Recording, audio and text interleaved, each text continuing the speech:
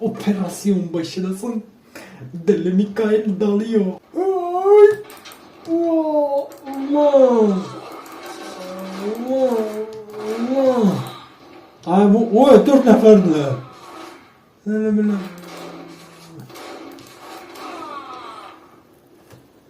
Uçito. Abi ben bunu niye işletmedim?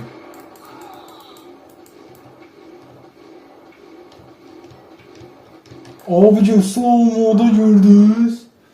Ben hemen adamın ne kadar gülle düşerim sözümde bilmem. Yazık birkaç tane gülle yeni. Ne cedrik. Oba. Onu ben elemedim. Bizden önce eliydiler. Krisa var orada bak.